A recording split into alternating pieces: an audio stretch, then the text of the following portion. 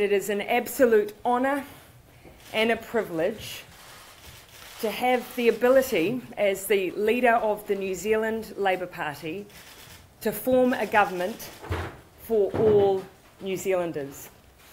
I also want to say that this has been a campaign that has been robust and rigorous. And I want to thank Bill English for the role that he has played in that campaign, but also as Prime Minister and as serving in the past as New Zealand's Finance Minister. Mr English has already called me this evening and acknowledged that for the National Party, negotiations have now concluded. I want to thank New Zealand First for the decision that they have made. I know it has been significant and difficult. I want to thank them for the time and consideration they put into the negotiations, and I can confirm that they were indeed dominated by a discussion around policy. They formed a solid foundation on which we will now build a coalition government. New Zealand First will hold 4 cabinet positions.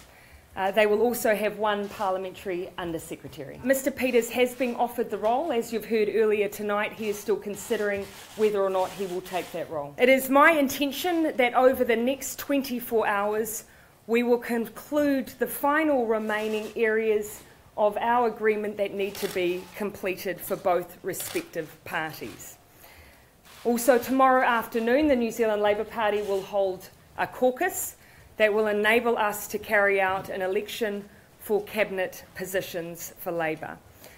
Early next week, we will be in a position to sign and release the agreements that the New Zealand Labour Party has negotiated both with New Zealand First and with the Green Party. We will, of course, be releasing those agreements in due course, but I don't want to undermine the process the Greens are currently going through. But I can confirm they have been offered ministerial portfolios. We need to make sure that we're an active government working alongside people to ensure that they are having all of their needs met. We need to make sure they can access government services when they need them, that they are supported to find work, and that we are being active ensuring that we have greater job creation in this country, that we don't just simply allow New Zealand's economy to be reliant on a housing market and simple population growth.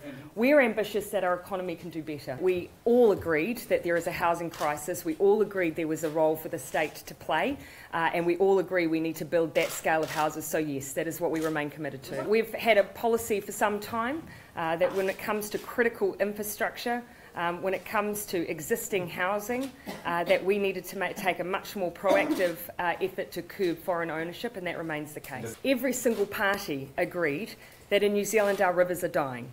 We all agreed that we needed to take action.